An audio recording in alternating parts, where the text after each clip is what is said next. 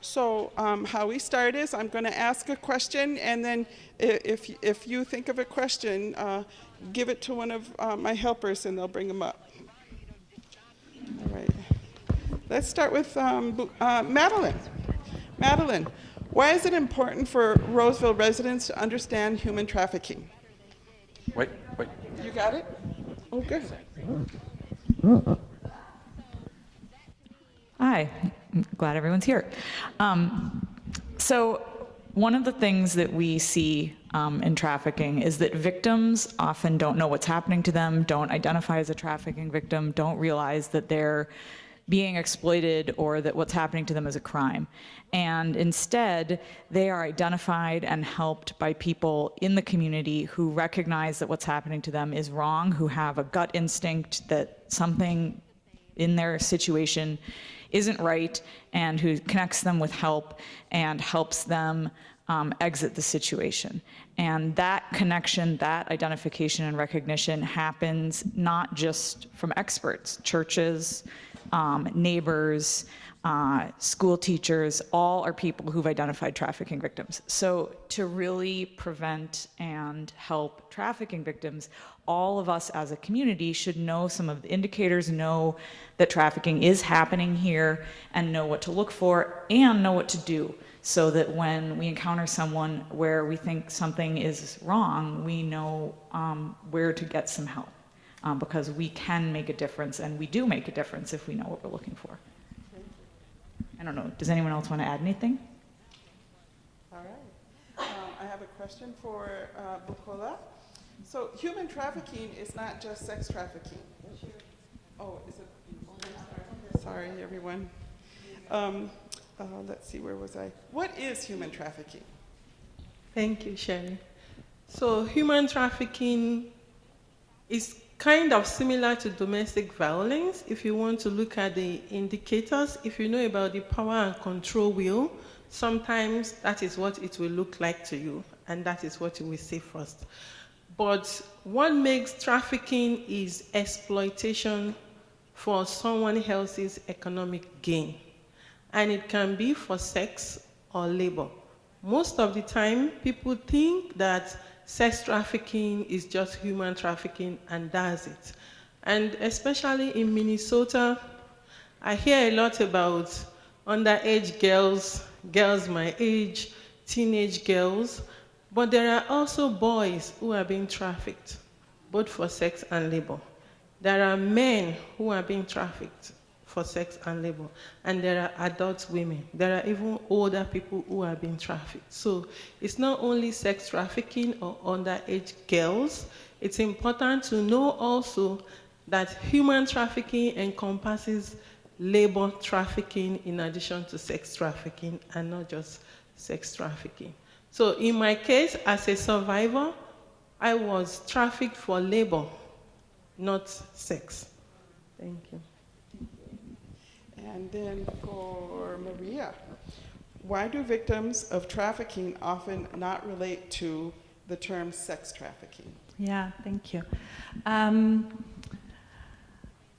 It's kind of what was mentioned before too, that the victims don't self-identify with the term trafficking, and I work with sex trafficking victims. And when I moved here in 2010, I was in this meeting and I mentioned that I'd worked with sex trafficking victims in Asia. And this person came up to me and asked if she could talk to me. And she said, I think I have been trafficked. And she knew she had been in prostitution, but she didn't know that she had been trafficked. Like, she always blamed herself for it. She was close to 50 years old at this stage. And she had been out of prostitution for about 20 years, and she was in therapy. And as she was telling her story, her therapist said, that sounds like sex trafficking. And she said, but I have not been overseas. I've always been in Minnesota, well, Minnesota, New York, different places, but I've always been in the country. And with trafficking, so many people think it's crossing borders. And it's not about crossing borders. And the term that we use when we interact with women, we work with women 18 and older, and I'm not saying that it's not happening to men. I totally agree with what you're saying. It's also happening, but that's the population we work with. But back to my story, this lady said to me, I think I've been trafficked. And it was an honor for me to walk with her in that journey of discovering that things were done to her. Like, she had run away from school, from home, gotten into the car, was taken somewhere in the Twin Cities, and was forced into prostitution.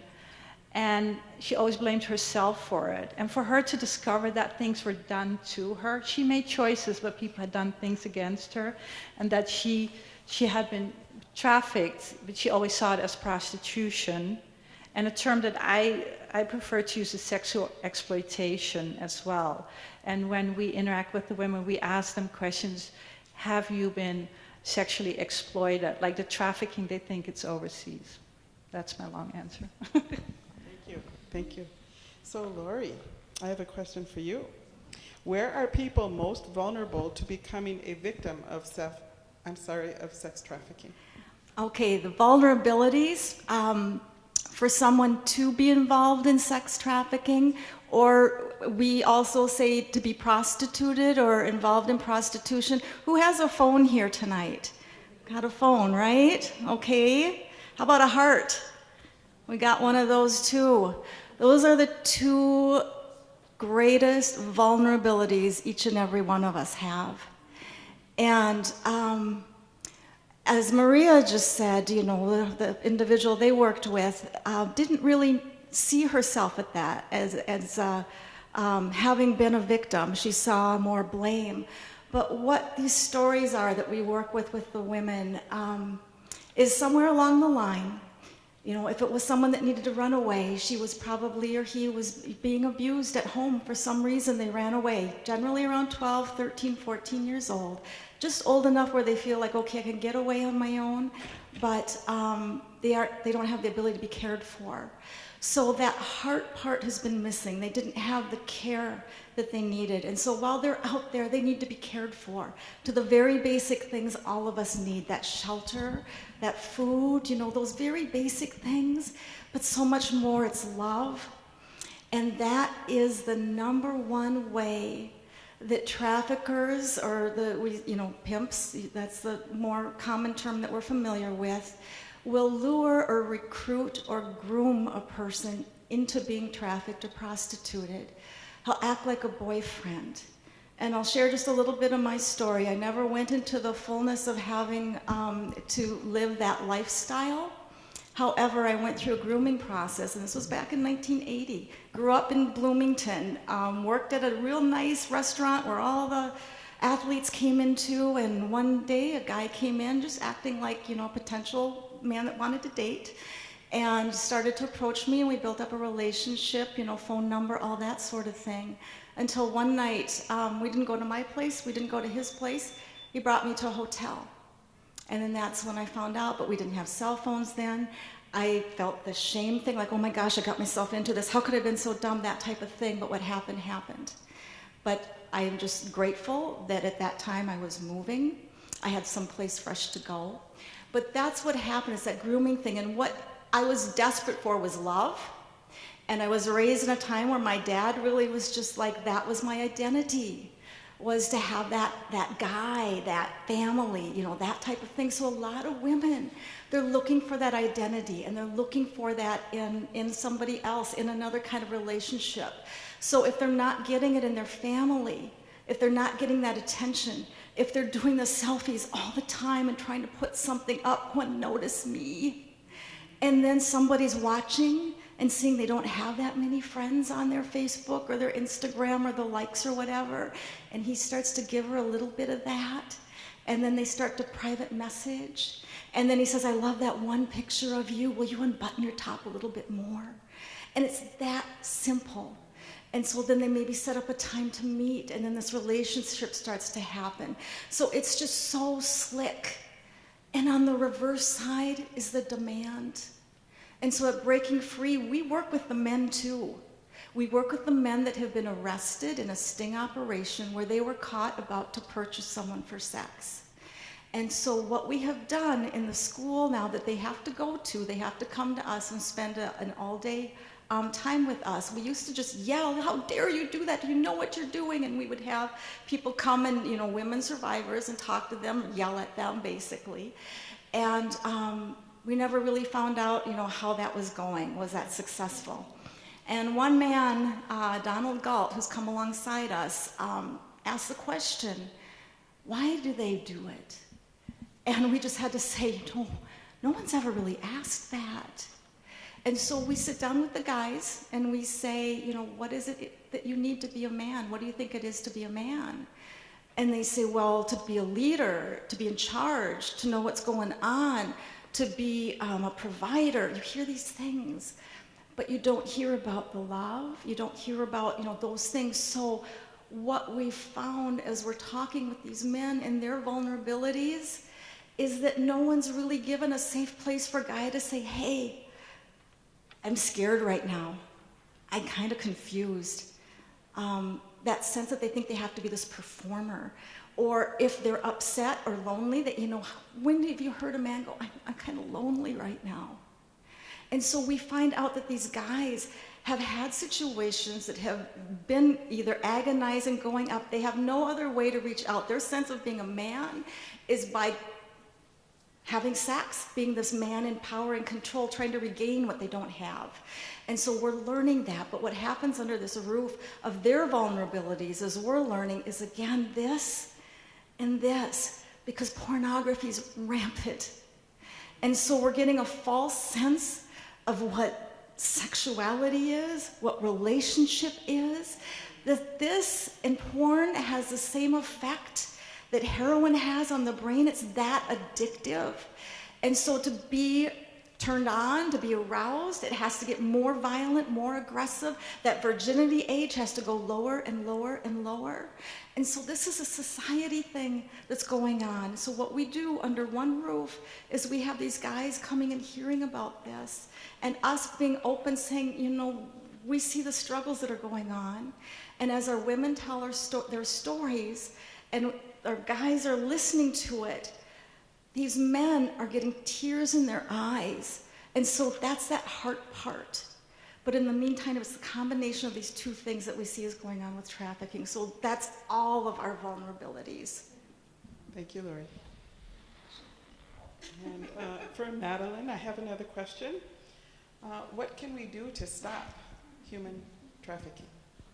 Well, I think Lori gave an incredibly powerful insight into some of the ways we can stop human trafficking, which is that, it's really about, on especially the side of the victims, they don't have the emotional basic needs met. They may not have their physical basic needs met, and on the side of a buyer in sex trafficking, there may be similar emotional dynamics, or it's because as a society, we've really, in labor trafficking, distanced ourselves from the people who make our things, who do the services for us.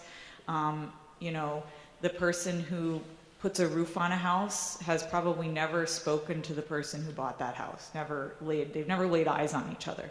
And that distance is where trafficking can happen. And so when we see victims are vulnerable because they can't make enough money to support themselves or to support their families. And so traffickers offer them a deal that's too good to be true, but they're desperate, so they take it. Or they're people who need protection. They're young. They may have an intellectual disability. That's a very high-risk group for trafficking as well, and no one's looking out for them. So when someone comes and makes them an offer, they can't judge whether it's a good offer or not. Recent homelessness. So they've found that in states where there's really high foreclosure rates, trafficking increases because people are suddenly without the most basic need that they have. And someone says, well, you can stay with me if you just, take care of my kid for a couple hours a day. Oh, well, my friend needs help cleaning their house. Can you just help out with them too? And all of a sudden, they're in a situation where they can't leave because they're indebted to this person in their mind, and they have to work for free. So really, I think looking at the way our society treats the most vulnerable, treats people who are having trouble supporting themselves, treats people who are coming here from another country, making sure that everyone who lives in this country has a legal status that allows them to feel safe calling law enforcement. So we have people right now that would never call the police no matter what happened to them. Traffickers know that. And making a system where we make sure everybody here has their basic needs met, has safety, has care. When families are struggling and children are suffering, making sure those families have the help that they need, because children who are in the child protection system or foster care are at really high risk for trafficking. Again, there's the love and support element as well as the basic needs element. And so that care for the most vulnerable among us is really the heart of what is going to prevent trafficking. And sort of holding accountable people who participate in trafficking. So making sure that people who are buying other people for sex either are given insight into what they're participating in, educating them out of it, or if they are not responsive to that, given consequences. And for businesses, that businesses are held responsible for how their workers are treated, that they don't get to say, oh, it was a subcontractor, I didn't know. I mean, there's no way he could have possibly been paying them a minimum wage based on what he bought this contract for, but that's not my business. No, it should be their business. And so sort of reinforcing those standards for our businesses. Thank you, Madeline. Bukola, this question is for you. What are the signs to look for when identifying victims of human trafficking? Thank you. One first sign that most people will see is fear. Because most of the time, victims live in constant fear. Perhaps you are being scared of immigration, like Madeline said. You are with people who may be undocumented, or some people are documented but they don't have permanent residency. Because, for example, in my case, I came with a visa. I didn't come through the Mexican border. I don't even know where Mexican border is. So some people come with legal visas, but those visas have some kinds of limitations on them that will make you handicapped and make someone exploit you. So when you are being threatened with immigration, you don't want to share with anybody because you feel you are going to be in trouble. That is what you are constantly being told. The same with the police. I was told the police will be called on me, and that was actually what happened. But luckily, that was also how I got help. And another is, you see someone in this United States where people are struggling to lose weight. And all of a sudden, someone doesn't look like they're healthy. Or they might look to you like, it looks like they're healthy, but it looks like, you know, they're not eating well. What could be wrong? For example, during my experience, I told a friend who came to visit, I was complaining to her that, can you imagine, I wanted to buy bananas and he won't let me buy bananas. I was craving banana as a pregnant woman and I couldn't even eat banana. You know, that person at that time didn't catch the clue. Like, wait a minute, banana is something that we have in the house all the time. How come someone cannot afford banana? So if someone is telling you something that sounds mundane, like I want banana, it might not be banana the person will be telling you, but that is a clue to know that this person might be a potential victim of trafficking and needs your help. Sometimes it's the healthcare system. Did they bring somebody in and you check the person, but the medical reason for that person to be there cannot even be ascertained? I was 27 weeks pregnant and I was taken to the hospital with the ambulance. But guess what? As soon as I got to the hospital and they checked me, nothing was wrong with me. They couldn't find anything medically wrong. So if someone is in front of you for a medical reason that is supposed to be, and all of a sudden, that is not what is bringing them in, you can't find what exactly brought them in. He said, I was just sent back home that night, naked, from the hospital. They gave me their gown, because when the police came, even I was so scared when I saw police showed up first, because I didn't know it was police that would show up before the ambulance. I was in a light, that little robe, and it was white, naked, because I was in the shower. And they took me like that to the hospital at Fairview, and I was sent back home that way with their gown. So, I had to ask, when I learned more about my experience, like, what happened that night? Like, how come I got there and they didn't find anything wrong? Or why was it that I got there and nothing was wrong? And somebody said, it was because you felt like you were in a safe place. So your body got relaxed and they couldn't find anything wrong.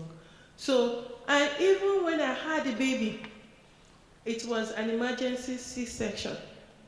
And, after having the baby, I didn't want to go home. Oh, we have a baby at the hospital and don't want to go back home. Who wants to sleep at that bench called bed at the hospital?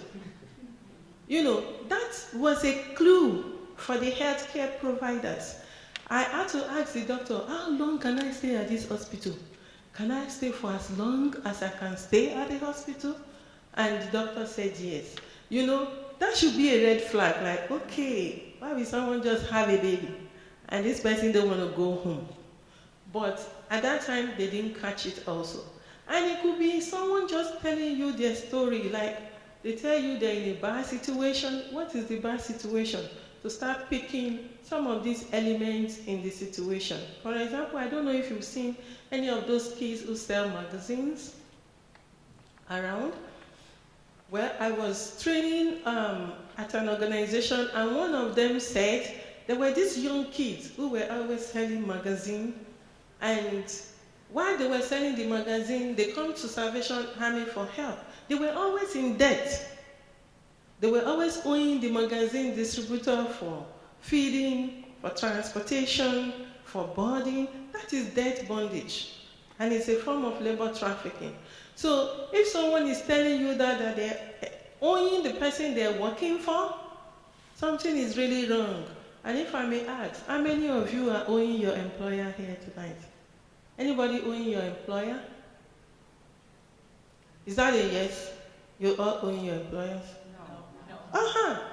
No. So if someone tells you, I'm owing my employer, that is a red flag. Like, oh, this person is giving me a job, but I'm owing, and I keep owing, and I keep owing. That is also a red flag to look out for. Thank you. Thank you, Bukola. So the next question for anyone who wants to answer is, what is the law regarding human trafficking, both state and federal?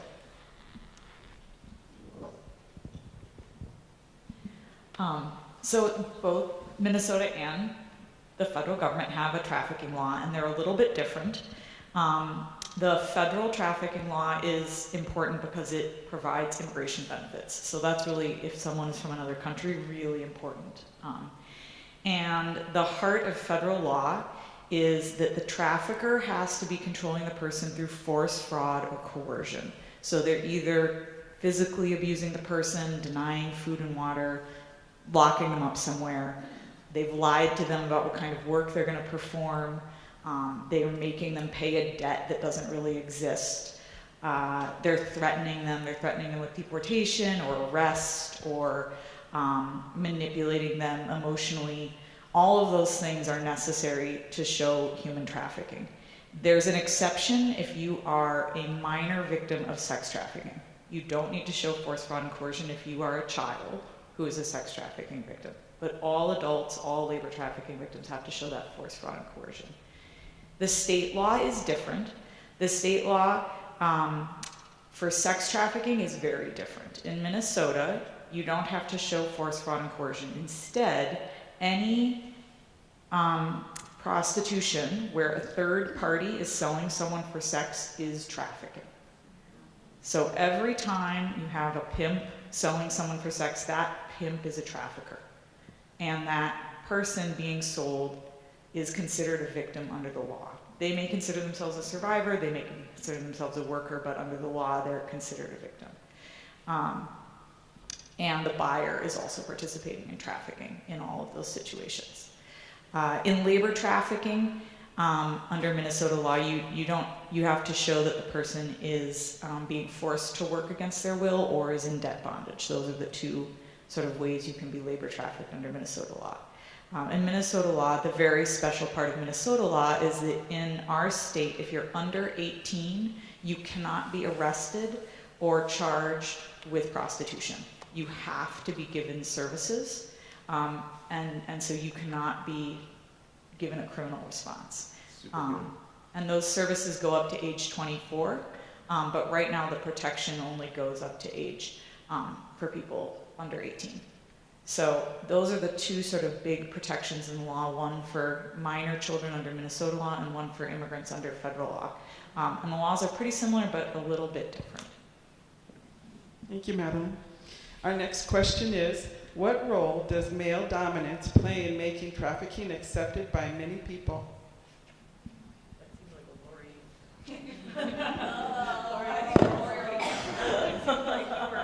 Right there. We answered some of that. Well, it is, what we're perpetuating, I think, in so many ways. It's how we've been raising our boys. If a little boy, 3, 4, 5 years old, falls down, get up, cry baby, man up, that sort of thing. Little girl, oh, come here, type of thing. And so there's that sense of just that separation that starts to happen. That sometimes even, and I mean, I'm older, I don't know if this is still happening, but just even the serving that the father, would get the food first, or, that type of thing. There's just things that are so subtle in our everyday that's everywhere. And I think just more awareness to some of these things. And an overall just sense of love that everyone is valued and important, but that place of, I think, starting to recognize it, and still that there's that place of honor for each and every person, not to dishonor a man by any means, but not to dishonor a woman either, but to have that equal sense. So it is a growing thing, and it is a learning thing, and it's a time for us, I think, to start to have some of these conversations and think about just, how am I emulating relationship even in front of my own son who's 13 years old. Those types of things. So it does play into it, most definitely. And that's part of what we hear the struggle is with the man within is, how am I supposed to be this guy? And how can I show that? We need that strength. And that's often what we women find ourselves in, even in that controlling of being with a trafficker and feeling protected, and he'll tell you you're protected. I'll keep an eye on you, baby. I know this guy down here is bad. He's a gorilla pimp. I'm not going to let him get his hands on you. And then maybe her trafficker gets put in prison. And now she's scared to death, and she's looking for that next person to protect her. And so we do need protection. And there's a way, I think, for that masculinity to be very healthy and positive and good and strong. So, we are who we are, male and female, and there's some things that women are stronger at and some things that men are stronger at. And we need each other to do our parts well for one another. Thank you, Lori. Did you want to speak on that, Maria? I have a thought. I think it's also important, here we're working professionally with trafficking victims, but I think for people in the community to have conversation with their children and how we raise both our sons and daughters and language that's used and what's okay and what's not okay. And I think too, within family settings to be aware of boundaries. When little sister says no to big brother, it's important that that's respected. And I think, what you were saying too, that everybody's equal, that I think our language so much is very important in that, how we treat people with dignity, and Thank you. Our next question is, what is the rate of sexual trafficking in Roseville with the number of women and the age distribution and the number of men with age also? Anyone know?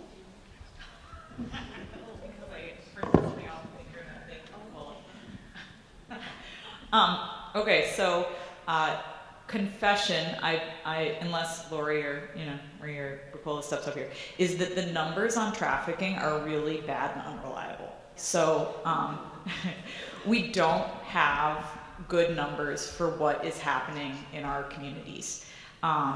We see that some of the best numbers are national. There's a national human trafficking hotline that is a free call and connects people with services or with law enforcement. And so they see, for instance, last year they had calls about 8,000 trafficking cases, almost 9,000 trafficking cases, and 10,600 victims. That was nationwide. But we don't get the level of breakdown for smaller communities.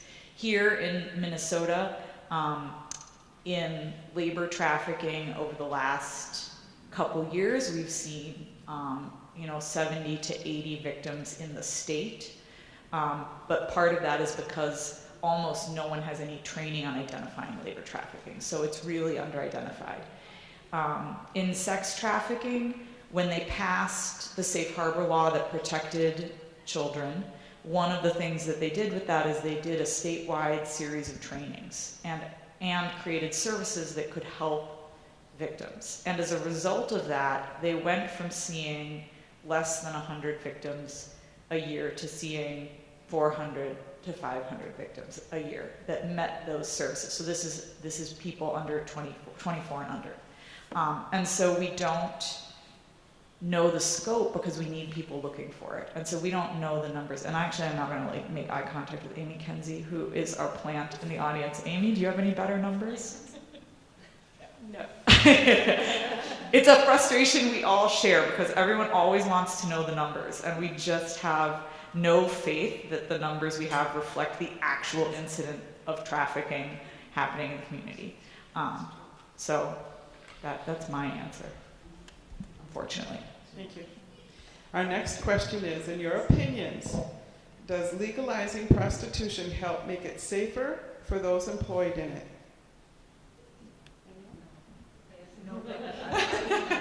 As a citizen, as a Dutch person growing up in the Netherlands, where they implemented that in 2000, it's done the reverse. It's pushed traffic. It's pushed it under, more hidden. It's been a disaster that we're trying to get out of as a Dutch country. So it's not good. That's my. I will make a brief plug for the fact that the advocates, the University of Minnesota and a group called Rainbow Research just released, I think Monday, a report called Safe Harbor for All, which examines how Minnesota should approach helping and protecting sex trafficking victims of all ages. So no longer looking just at youth. And this was based on hundreds of interviews and focus groups with people from all over the state and all sorts of different areas, with a real priority on people with lived experience, meaning people who had had some interaction of their own in which they'd participated in prostitution or sexual exploitation or sex trafficking. And the report finds that it's incredibly complicated, but that the general consensus of those voices is that what you want is at least right now, what we want is a partial decriminalization, which means that people who are being bought and sold, who are being prostituted, would not be criminally liable. They wouldn't be charged, they wouldn't be arrested. Instead, they would be given access to services. People who sold other people for sex or who bought other people for sex would still be held criminally responsible. And that's what Minnesota could benefit from right now. Whether there should be further steps later is not clear, but the consensus is right now that's what we need, because the current status that we have does not protect those victims. And so that's what the report has found based on these experiences of all these people around the state. So you can read the full thing, which is really lengthy, and I just did probably a total disservice to the wealth of information that is in it, but that gave this really full report. It was commissioned by the legislature and now goes to them to figure out what the next steps are going to be. Maria, can I ask? Yep. Could you clarify, what did the Dutch government do? Because you said an opinion on it, but I didn't really. What's the background to that? Like, what did the Dutch government do, and what was your response? So they legalized it, and what they found, it's actually, the thought was that, I hope I can explain this well, but with legalization there, you pay taxes, you're on paper, this is what you do, and they found that women didn't want to be on paper doing prostitution, so they ended up having, it increased trafficking, it increased, they thought it was given people, and this is the whole discussion around sex workers, this is my profession, this is what I do, but they found there is very few women that choose that, but the men grew, so they had to, it actually increased having women come from Eastern Europe and African countries be trafficked into prostitution, and it has not been a safe place. There's been studies done around it and documentaries where this journalist went into these different brothels and all that in Amsterdam, and they were talking, oh, it's a safe place, like it was their landlord. It was their pimp who had rented out these rooms, but here was this panic button right there, and I don't know where you work, but I don't have a panic button at work because there could be rape happening. It just doesn't work. And I don't feel like I do it justice explaining it, but it's... Well, I think the other thing is that, like, legalizing sex work doesn't erase the stigma around sex work, so it still is underground. That's what they noticed, part of it. and that's one of the things that they observed.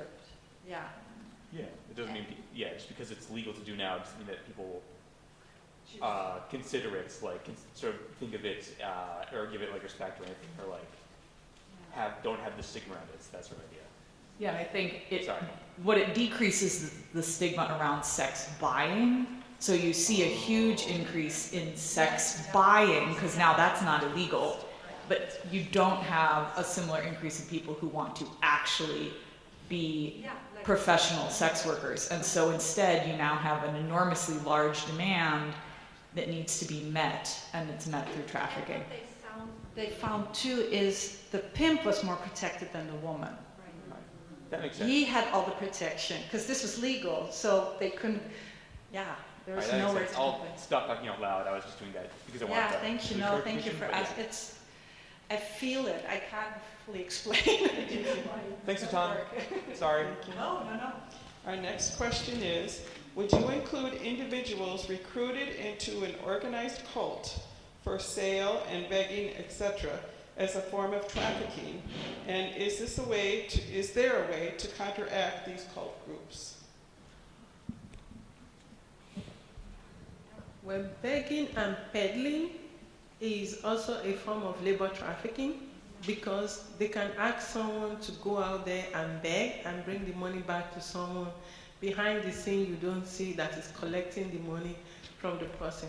In fact, I was at University of Minnesota Dental School last year for my teeth, and I came out of the clinic and there was one elderly man begging. You know, that felt strange and weird at a place like that someone will stand there and be begging and had some kind of written stuff for him.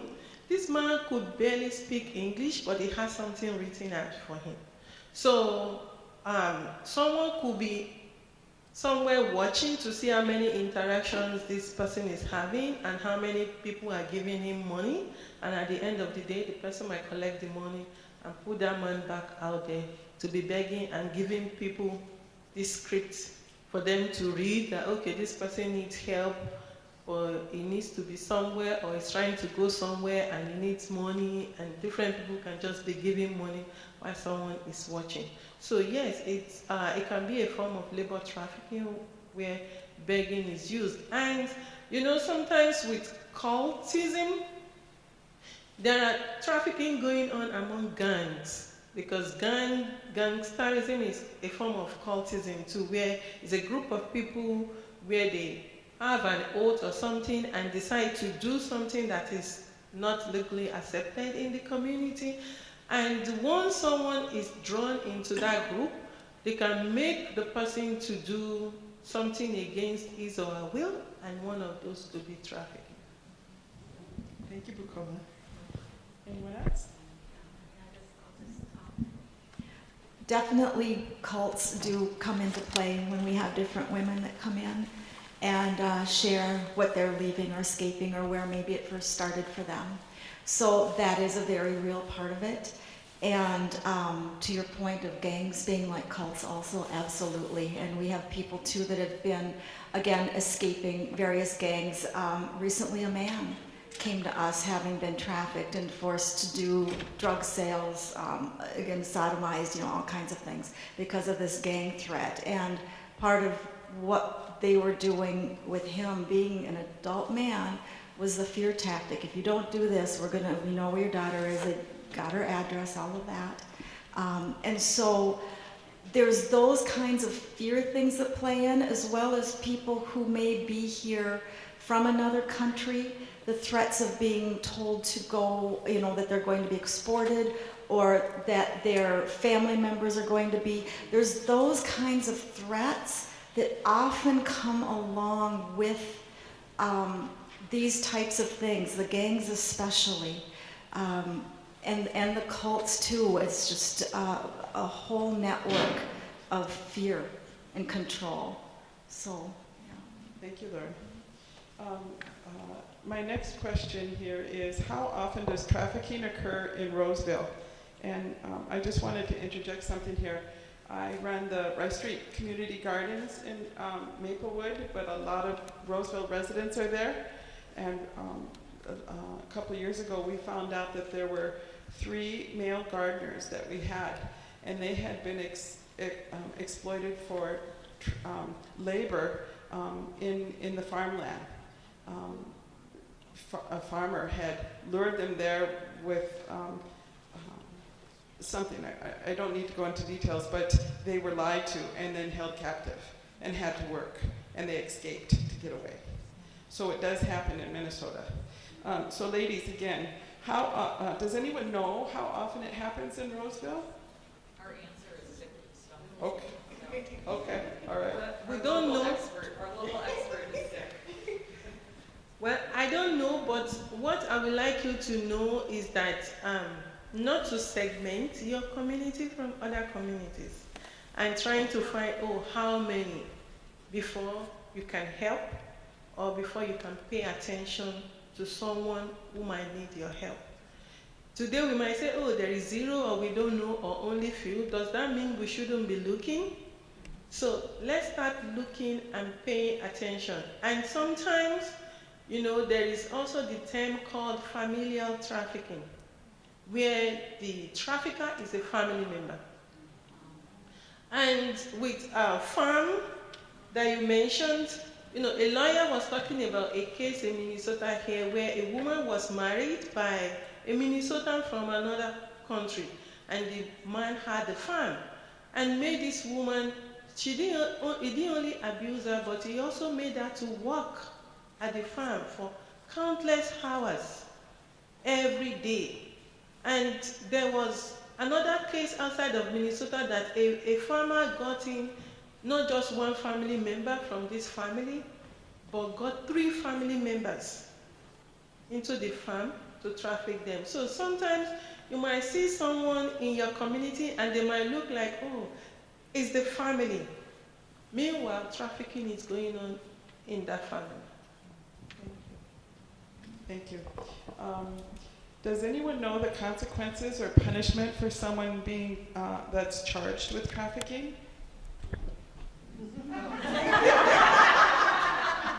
That's some high faith in me, Bukola. I don't know the answer. I think it really depends. In labor trafficking is not, in Minnesota, when someone commits a crime and they're getting sentenced, there's a grid, and you fit on the grid and they figure out what your sentence should be. Labor trafficking is not on the grid, so it's sort of the judge's discretion on whether they think it's really bad or not so bad. So we don't get a consistent, in fact, we've not even had any convictions, but we don't get any, there wouldn't be consistent sentencing. And in sex trafficking, it's on the grid, and I have no idea. Like, I think we've seen, the highest sentence I've seen is 25 years, but that was someone who had trafficked several people, some of whom were minors.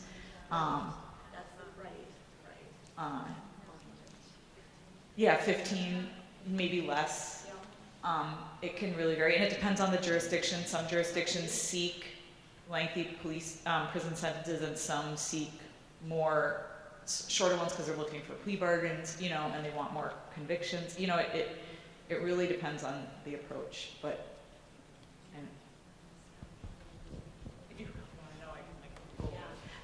And two, a person can get convicted of trafficking if you just even gave a ride to somebody and dropped her off or him off, and then the next step is that, you know, there was going to be a sexual exchange financially with somebody else, so just having given a ride.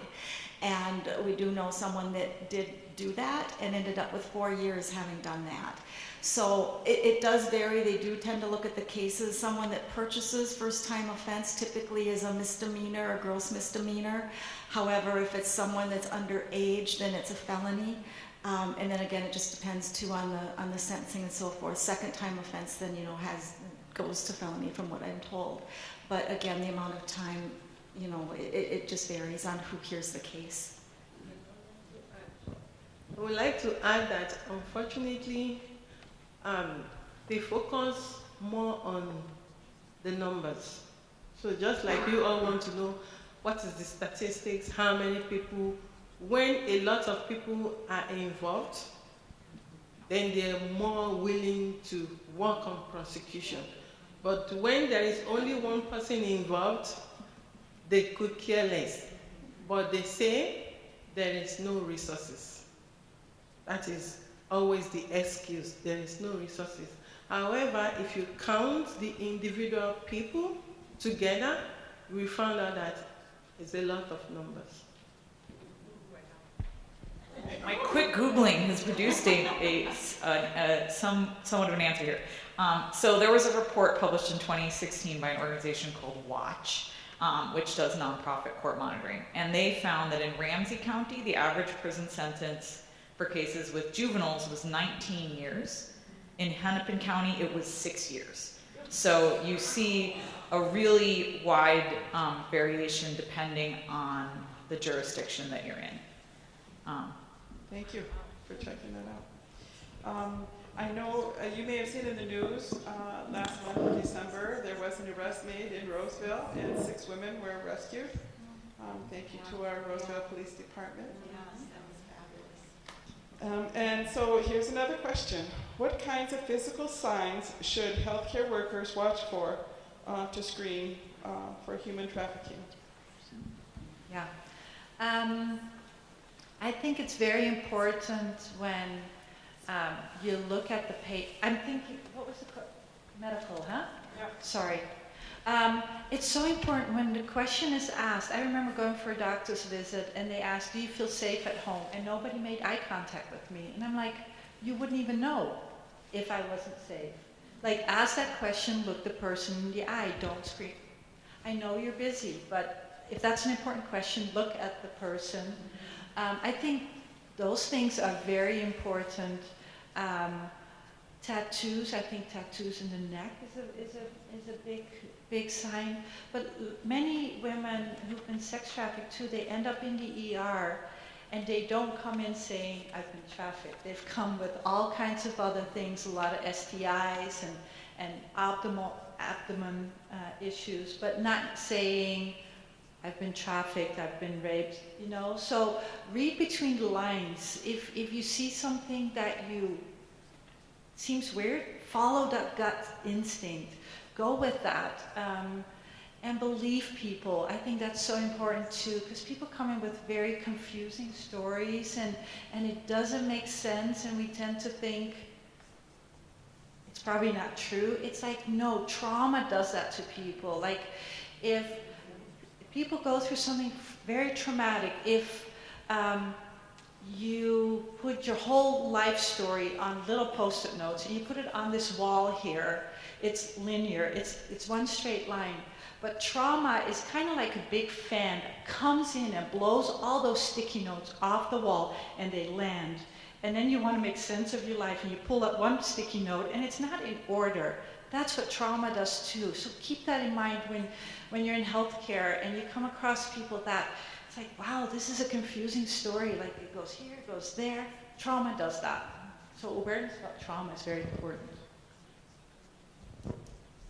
And I will say, in addition to being aware of the effects of trauma, recognize that often traffickers are taking advantage of people who may have chemical dependency or mental illness, and so they're coming in and they look like an unreliable narrator, that what they're saying isn't true, it's clearly whatever, you know, they're on, and sort of judging and discounting their experiences can happen. If you are a medical professional, Mayo has training on how they screen for trafficking in their ER, and Ramsey County, I know both of those places have trainings for medical professionals, so I encourage you to check that out because they have the sort of physical indicators you would be looking for in a medical exam. But that would be a place to start. And the other one I would like to add to what they've said is, don't allow someone interpret for the person in the room. If someone familiar to them is there interpreting, try to get that person out. Find a way to separate them and get somebody neutral to interpret. That's a great idea. I wanted to let everyone know and remind you, as you came in, there were lots of brochures out there. Each of our panelists have brought brochures with you to take home for you to read and learn more, and you can reach out to their websites too. Here's another question. How should someone intervene if they observe what appears to be trafficking? How could they help if it's happening right in front of them? If it's a sex trafficking situation, I would not intervene and I would call law enforcement and report what you see. We're not law enforcement. And we can endanger the girl more. So I think that's very important to report where it needs to be reported. And observe, report. Yeah. For me, because it depends. For example, if the person, you don't know if that person, one of the things they have been using is to threaten the person with law enforcement. So you calling law enforcement will traumatize that person. So I will say reach out to a local non-profit organization working on this issue. They will end up involving law enforcement, but at that time, they're working together with law enforcement. So if, let's say, the police shows up in the place, and then immediately the person also sees someone who is not a police, that the police will hand over to, that helps that process. Because even sometimes when you call for help for someone that is a victim, the person might not take the help, even though you have that help, because of the fear and the trust. So here's a follow-up question. What if you're in the public and someone comes to you and says, help me, I've been I need to escape, or something of that nature? What do we do then?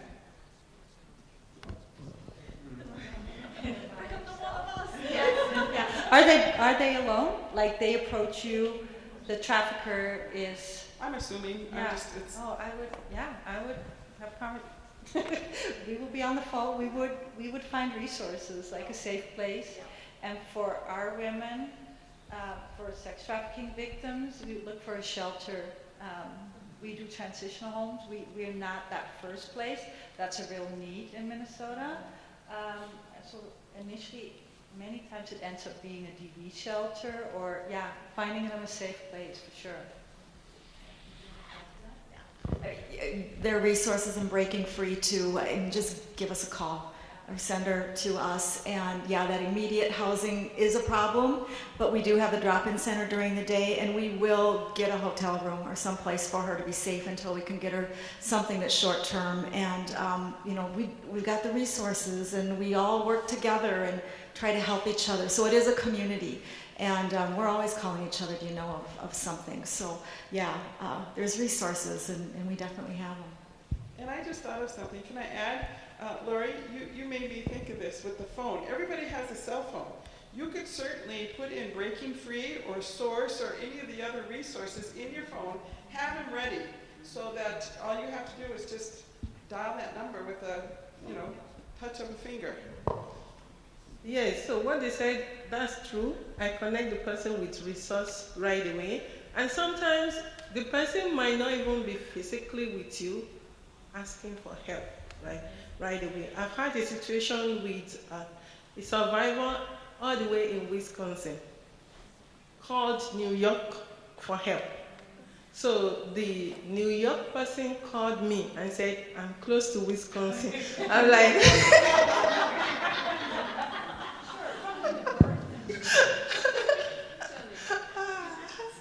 by the border. But we could figure a way out. So what we did was that the one in New York got the bus ticket and put her on the bus. So gave her the information and she got on the bus. And she gave me the time and I was at Greyhound waiting on the bus. So as soon as she got there, I picked her up. And what we did, because I've had challenges sometimes, even putting somebody in the shelter. Sometimes you might call the battered women's shelter and they'll tell you that they are full. So it's hard to get somebody in. However, if the hospital is calling, even if there's no bed, they will make one bed up for the person because it's from the hospital. So I drove the person to the emergency room. Yes. To get her into the shelter, and that was how she got into the shelter and began to get services, and now she's doing fine. In fact, she has gotten a job and she's here in Minnesota. And there is, for people 24 and under, a network in Minnesota, and we call it No Wrong Door, because the idea is, like Lori said, if you call any of us, we know who other people are, and even if we can't help that person, we can refer. And the person who unfortunately couldn't make it tonight is the local navigator, local person who coordinates those services in the East Metro. And so that's an organization to call as well. Who's it? Minnesota Children's Resource Center? Did I just make that up? Yeah. Okay. So that's a phone call you can make. If you can think of nothing else, if you just Google on the phone that you're carrying with you all the time, National Human Trafficking Hotline, that hotline knows all the providers in Minnesota and can make that connection too. So if you're like, oh my God, there were 4 of you up there, how am I supposed to decide? That's your one-stop shop. So please add that to your cell phones. It's an easy thing to do. Our next question is, what institutions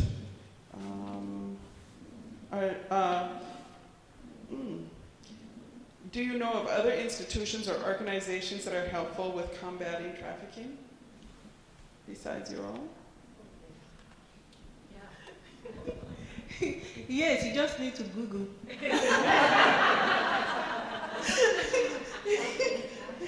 You know, yes. Okay, there is the Human Trafficking Task Force, and in fact, the quarterly meeting is this month, on the 28th, Monday. So come there from 9 to 12, and you will meet a lot of organization representatives in that room. So there are many of them in Minnesota. Yes. Thank you. Here's another question. If you suspect human trafficking, Are there enough laws to protect children? So so police can question and ask for IDs from suspects, or is that considered profiling? And police can investigate that. Please come again with it. Yeah, yeah. Can I see a hand from someone who asked this so that maybe you can clarify it? Please stand up. Okay. Yeah, I was wondering, because I saw a situation where it looked like human trafficking going on to me, at least strongly suspected. So so the situation was, I put an ad in Craigslist for my Toyota Corolla with pictures, and I got a call from this man who was really could barely speak English, and apparently staying at a motel near Cleveland and Highway 36 there. And he wanted to meet me at Walmart to purchase the car, and apparently, I think he was wanting to pay cash, you know. And so I met him there at a certain time, and parked in the lot, and didn't see anyone, so then I pulled up and parked next to the entrance, you know, in the very front of Walmart there, you know, right off 35W and 36 there. And so I saw this big guy, and he looked, you know, his look was like he was from India or somewhere in that area. And he was walking toward the store, and he was firmly holding the hand of a girl who appeared to be about 12 years old. And the girl was expressionless, you know. And they were looking around, they walked into the store, and then they walked out of the store. They didn't buy anything. He was still firmly holding her hand, and she looked very serious, you know, scared. And they slowly walked by my car again. I didn't stop him because I thought, well, I got the pictures on Craigslist. He'll come up to me, since obviously the car is right there. But he never did. I didn't have a cell phone, but I thought if I did, I'd call police right now. Because to me, that's highly suspect, what's going on here. And so I'm wondering if I did have a cell phone and call police, would they be able to question this man? And would they be able to investigate this man and talk to the girl?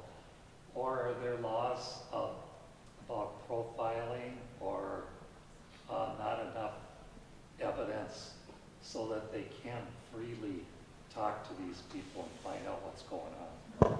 Thank you.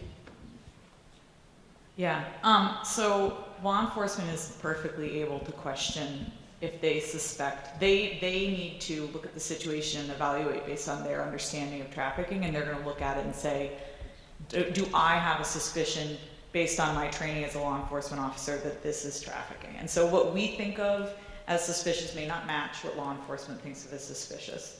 So if you see something like that and law enforcement comes and they say everything's fine, it can be because they have had those experiences before and know how it fits in a law enforcement context, but there's no law that would say they can't question someone who seems to be dragging around an unrelated child, or that they can't talk to the child by themselves.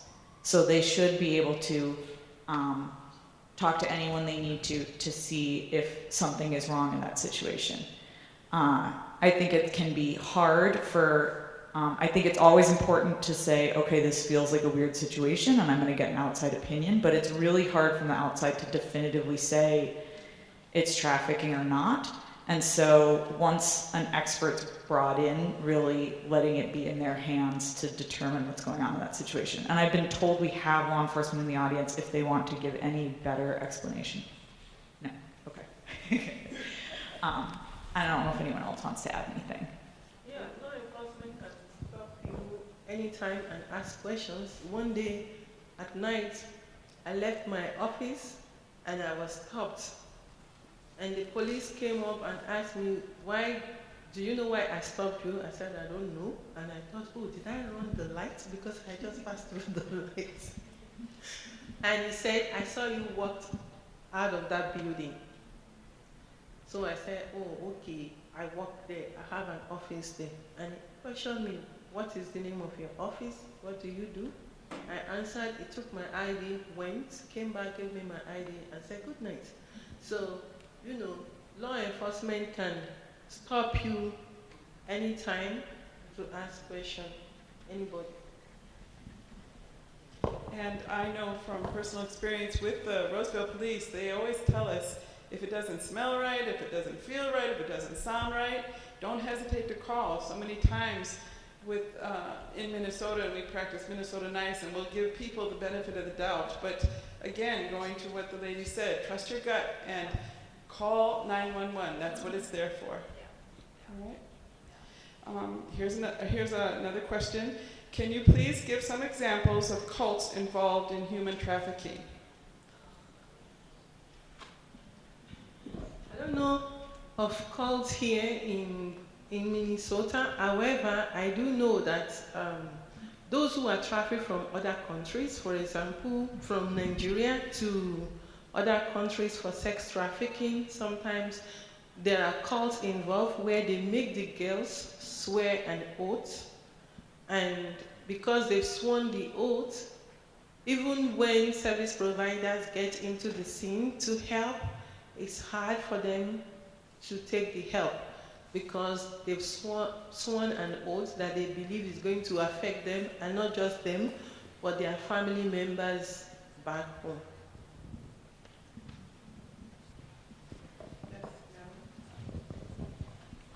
And it's true that I think we do see some instances where cults are linked to trafficking. The dominant forms of labor trafficking that we see are business people doing recruiting, or in the case of some of the illegal industries, gangs is a much larger influence on trafficking. So there's some, or families even. So there are some that come from cults, but the dominant ones are not linked to cults.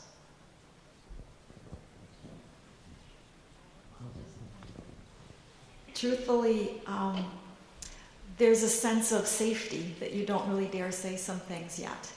And so, you know, there are those that we are aware of, and just out of protection, we don't really name that out loud. And until things can be brought together that really are able to blow the lid off of some things too. But just out of, I think, a lot of us, safety's sake, there's just some things, you know, it's not the right time to say. And this question kind of is related to that, Lori. It says, what if you ask the suspected victim and they say they're okay, but you feel they're not? How do you address that issue? There is that. Definitely. So it's like, you know, you hungry? Yeah, okay, get you something to eat. It's starting to build that trust. And, you know, here, stay here, you need to sleep for a little bit? Yeah. And just start to meet those immediate needs, and not press either. And oftentimes, once they start to get comfortable, once they see that you're not pushing and asking something more of them, then they'll start to open up a little bit. But it's just truly, I mean, just any hurt, wounded animal, you don't just instantly go, you know, what can I do, or fix you, or whatever. But it's just very ginger until they become comfortable and start to trust you. So you just meet those immediate needs. Yeah, I think that's very common, and I think we need to remember too that many times it doesn't look like the trafficker is dragging the person with. There is something too that we call a trauma bond that has been created. There's a bond between the trafficker and the victim that, and for many of the girls that both Lori and I work with, it started off like a boyfriend situation. So they don't come across, she doesn't even realize that he was her pimp. That's a really long journey before they come to that point. It's very complex. It's very complex, and what Lori is saying, it's building that trust and being faithful, showing up. Like, we do outreach, and we're there every week, a certain time of the week. They know we're there with food, hygiene items, and it's building that trust. It's being there, being available. Yes? But I'm never gonna see this person again. Yeah? This was in the, when you told your story, I remember I was in the Kmart parking lot one time, and I saw this guy get out of the car with a man and a woman who were in kind of a beat-up car. They were yelling at each other, something. He got out, he had a baseball bat in his hand, and he walked towards the Kmart, and he took that baseball bat, and he slammed it on the curb, and then he threw it down by the curb. She's whimpering in the car, and I'm going, holy crap, somebody here is in trouble. And so I didn't even think, like, man, he could come out any minute. I went over to the car and said, hey, are you okay? Can I call somebody or do something for you?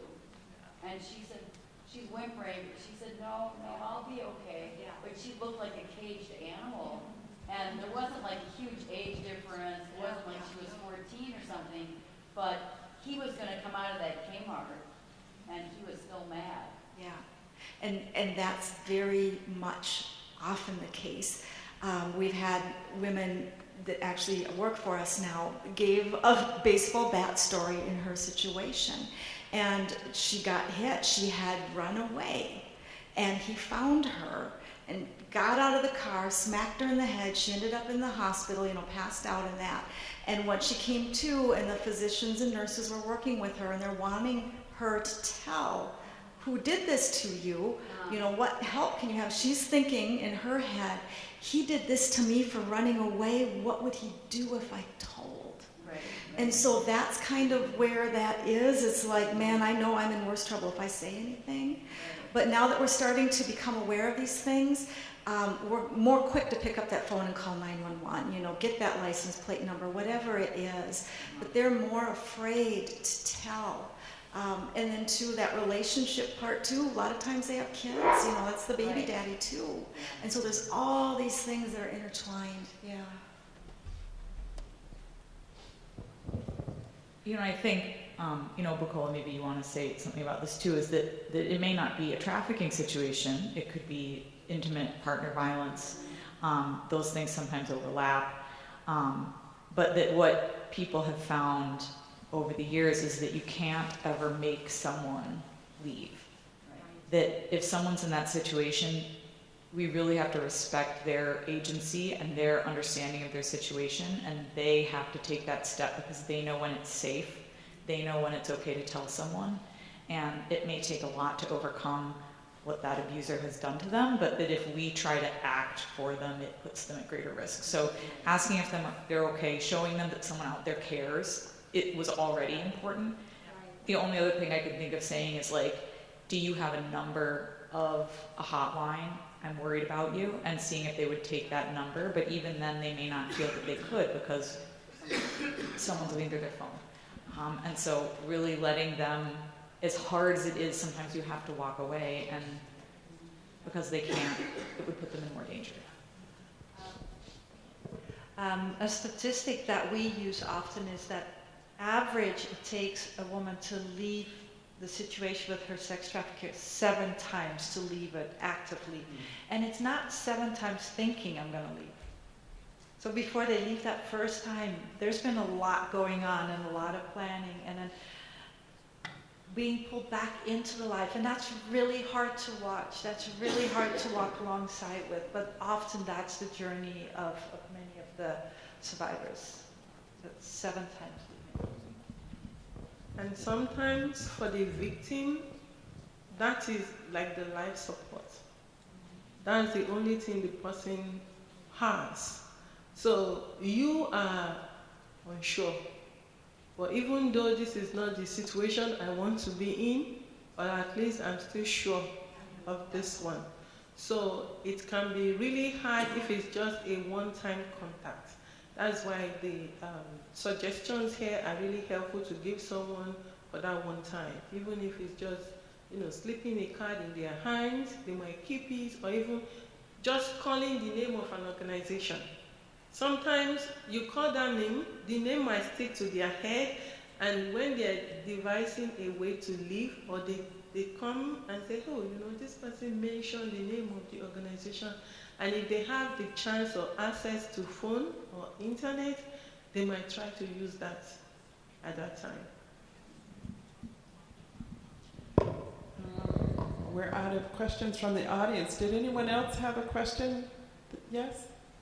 How many safe houses do they have in Roseville? I know you talked about places for, transition from hotels or things like that. Do they have actually? What? I don't know the number. Yeah. I don't know if there's one in Roseville. There's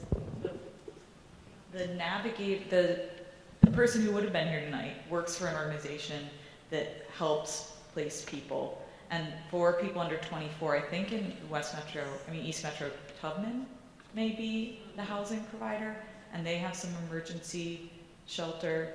And part of that network tries to find beds sort of no matter where they are. And so you may not have a place here in Roseville or in the East Metro, but there might be one in the West Metro. And so we sort of try to look at the beds statewide, but there's not, everything's sort of almost at capacity always. So it's very What do you hard. mean everything's at capacity? What are you talking about, everything? So those emergency shelters and the transitional shelters tend to operate near capacity where the beds are taken. And so it can be very hard when new people are found. And I don't know how, are you guys full right now or pretty? Oh, it's a staffing, yeah. So, there's a lot of limitations. The state of Minnesota does put funding towards this, and so that's one way we are really on the cutting edge. Like, we've met people from other states who say, I'm so jealous because they passed that same law in our state, but they put no money to it, and so nothing happens. And so we're in a place where at least we are putting some funding towards it. We're hopefully going to expand. That's the call for this new report, is to say adults need these services too. We don't have housing for adults, that we need more money for that. So hopefully that'll come. And that's something we can all do. We can ask our legislators, this is important, this is in need. Housing drives so much trafficking. If there's one thing we can do, we can fund housing for people.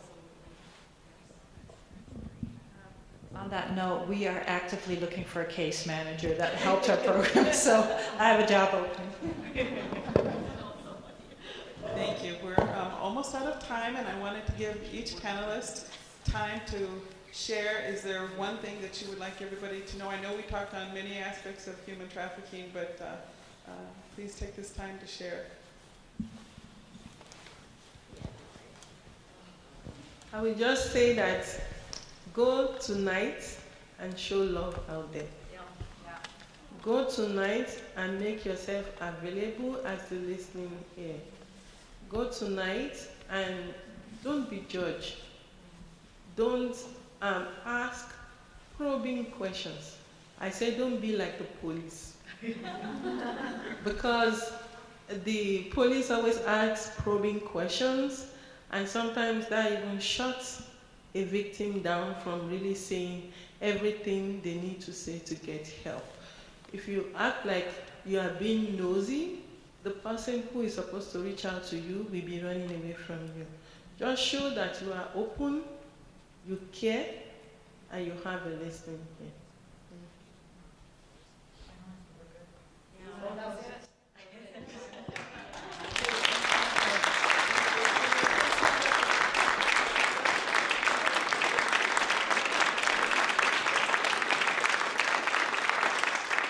Thank you, ladies. And thank you for coming, everyone. Good night. Thank you.